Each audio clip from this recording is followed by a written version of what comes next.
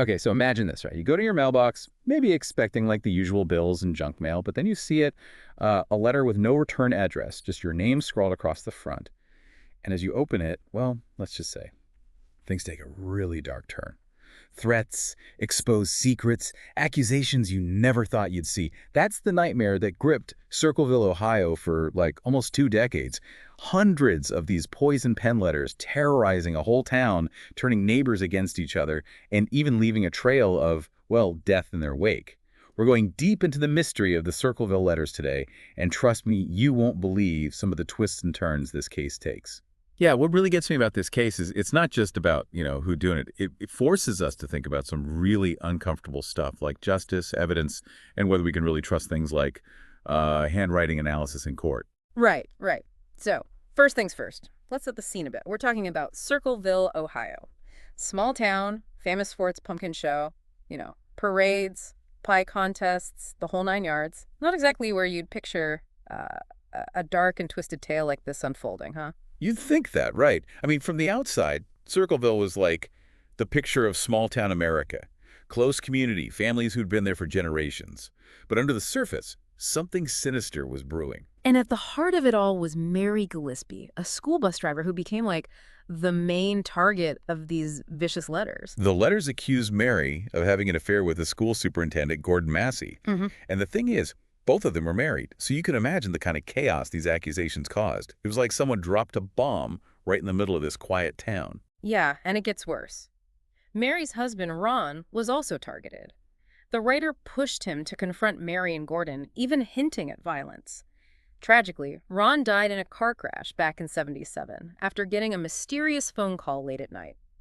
And to make things even more suspicious, a gun that had been fired once was found under his body. Yeah, the whole thing surrounding his death is super murky.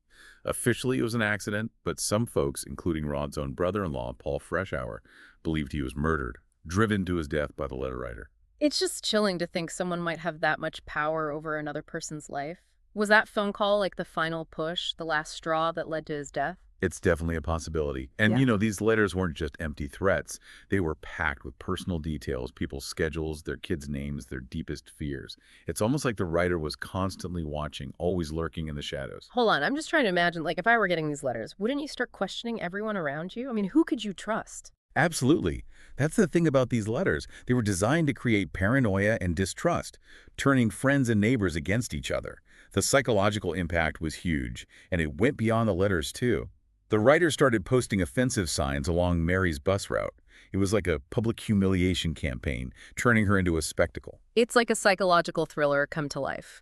This writer was playing mind games with an entire town, turning everyone into pawns in their twisted game. And then, in 1983, things took an even darker turn. Mary found a booby-trapped gun on her bus route. Just imagine that terror knowing someone wants you dead and is willing to go to those lengths. It's a total escalation from words on paper to a direct threat on her life. Yeah. Luckily, Mary found the rigged gun before it could go off. But the police traced it back to, you guessed it, Paul Freshour, Ron's brother-in-law, who was convinced Ron was murdered because of those letters. To add to the drama, Paul's estranged wife, Karen Sue Freshour, actually accused him of being the Circleville letter writer. Wait, his own wife? That's a plot twist you wouldn't believe in a movie. It was a betrayal that changed everything and set the stage for a trial that would grip the nation. We're talking about guilt, innocence, and whether forensic evidence could be trusted. And believe me, the story gets even wilder from here. So yeah, the trial of Paul Freshour, it was a real turning point in this whole Circleville Letters saga. And remember, he was on trial for attempted murder because of that booby-trapped gun, not actually for writing the letters. But those letters ended up playing a huge role in the prosecution's case, right? They were trying to paint a picture of Paul as this, like, vengeful, obsessive guy capable of violence. Exactly. The prosecution leaned heavily on handwriting analysis to tie Paul to those anonymous letters. But the defense argued, this has nothing to do with the attempted murder charge. No one actually saw Paul plant that gun.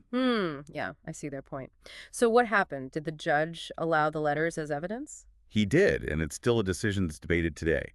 It raises questions about fairness, whether the jury might have been influenced by what was in those letters, even if they weren't directly related to the booby trap. Yeah, that's tricky for sure. Sounds like a real nail-biter in the courtroom. Oh, it was. And then get this. The defense's own handwriting expert, who was supposed to back up their argument, actually switched sides, ended up supporting the prosecution's claim that Paul's handwriting matched the letters. Whoa, hold on, that's crazy. Like a total betrayal. Seems like the odds were really stacked against Paul at that point. They really were, and with that twist, the jury found Paul Freshour guilty of attempted murder. He was sentenced to 7 to 25 years in prison. Okay, so Paul's locked up. Case closed, right? But I have a feeling it's not that simple. Those letters didn't stop, did they? You got it. That's the part that makes this whole thing truly mind-boggling. Even with Paul behind bars, the letters kept coming. Some were even sent directly to him, taunting him, bragging about how he'd been framed. It's like the writer was playing with the authorities, enjoying the chaos. No way. How is that even possible? Don't prisons have, like, serious security to prevent that kind of stuff? Right. You'd think so, right? Yeah. But the warden insisted Paul was under constant watch, isolated, strip-searched regularly, all his mail monitor. They said there's no way he could have written those letters from prison. Okay, now I'm really lost. If it wasn't Paul, then who was it? Did he have someone on the outside helping him, like an accomplice following his orders? Could be. But then who would be so loyal, so committed to this whole charade, and how could they copy his handwriting so perfectly? Those letters weren't just random notes. They had those same unique quirks that convinced the expert Paul was the writer in the first place. So we're back to square one then, huh? It's like the more we learn, the deeper the mystery gets. No wonder this case is like a magnet for conspiracy theories. You said it. And some of those theories focus on other possible suspects, like Karen Sue Freshour, Paul's wife. Remember, she stood to gain financially from his conviction.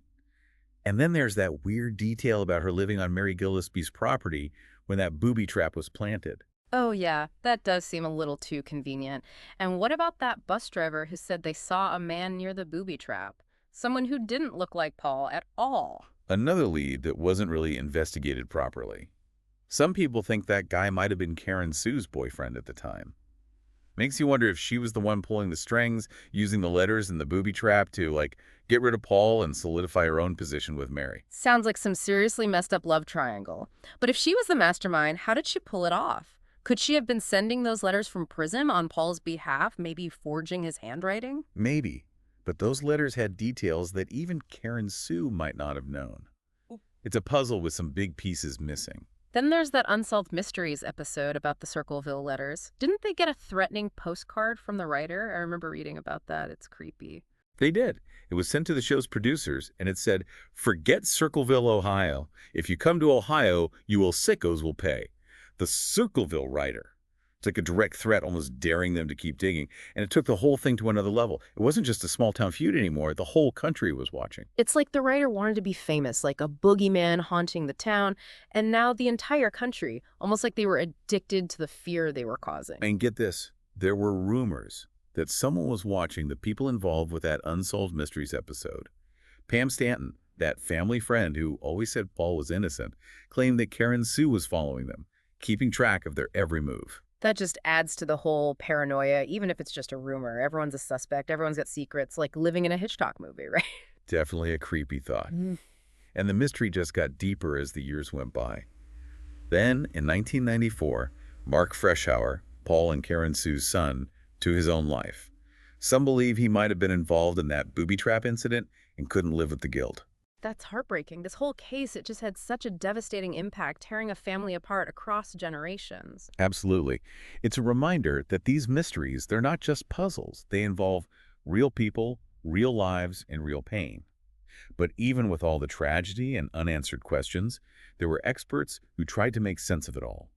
Two experts in particular had very different takes on the case, offering some fascinating insights into the mind of the letter writer. Okay, now I'm really intrigued. Tell me more about these experts. Okay, so we've got this crazy complex case, so many twists and turns, it's hard to keep up. And you mentioned these two experts who tried to make sense of it all. What were their perspectives? Well, on the one hand, we have Mary Ellen O'Toole. She's a former FBI profiler with a really impressive background. I mean, she worked on some huge cases like the Green River Killer and the Unabomber. Wow, yeah, those are some serious cases. So what did she think about the Circleville letters? Did she have any ideas about who might be behind them? Oh, yeah, she did. Looking at the letters, she saw, like, a master manipulator at work. Someone who was super cunning and knew how to blend in. She thought the writer was probably a local, someone who knew the town and all its secrets really well. It's kind of creepy thinking this person could be just hiding in plain sight, living a normal life, but secretly orchestrating this whole reign of terror.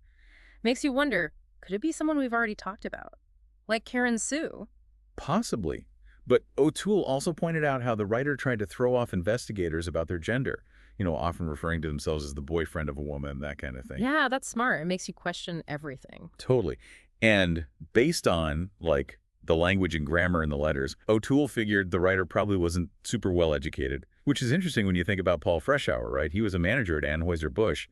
You'd expect him to be pretty educated. That does kind of go against what we know about Paul. It feels like each new piece of information just makes things more confusing. Right. And there's more. O'Toole also noticed how the writer seemed to actually enjoy the pain they were causing.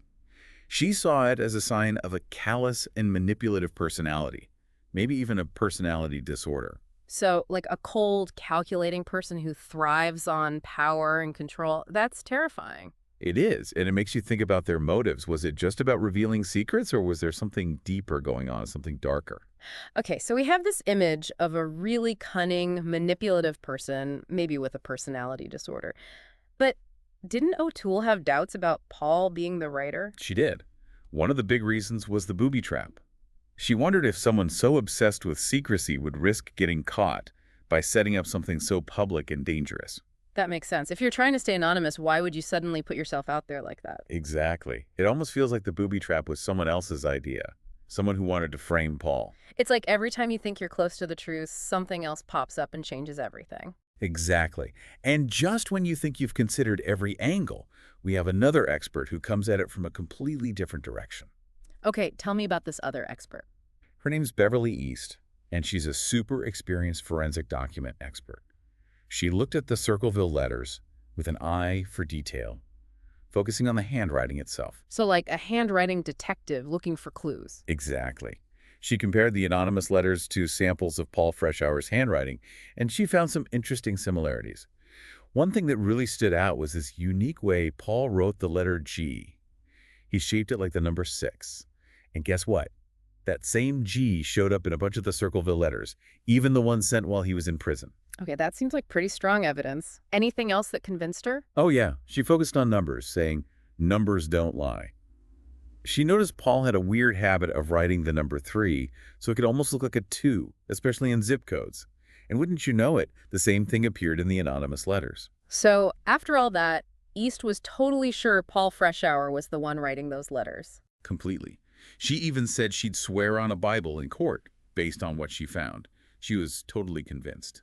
Wow. It's crazy how two experts looking at the same evidence can have such different conclusions. It just shows how complicated forensic science can be and how important it is to look at things from different angles. But wait, we can't forget about those fingerprints that were found on some of the letters, the ones sent while Paul was locked up. Right. That's a big one. Remember Marie Mayhew, that podcast host who researched the case? Well, she found Paul's fingerprints on something like a dozen letters that were mailed while he was in prison. That seems like pretty damning evidence. It kind of goes against what the warden said about Paul not being able to send anything. It does. And it makes you rethink O'Toole's doubts about Paul being the writer. Maybe somehow he did manage to keep sending those letters, even with all the security. So where does that leave us? With those fingerprints, it's hard to say Paul wasn't involved. But how could he have sent so many letters from prison with guards watching him all the time? It doesn't add up. It's a total mystery. Paul Freshour died in 2012, still saying he was innocent. But people are still debating whether he was the writer or not. I guess it shows that sometimes, even with all the investigating and expert opinions, we might never know the whole truth. It's unsettling, not knowing for sure who was behind those letters or what their real motive was. It's a case that sticks with you, makes you wonder about people and what they're capable of. What do you think is the most important thing for our listeners to take away from all of this? I think it's important to remember that even when it seems like there's mountains of evidence, there's always room for doubt. We shouldn't jump to conclusions or think we have all the answers. I agree. This case shows how complicated the truth can be and how important it is to think critically.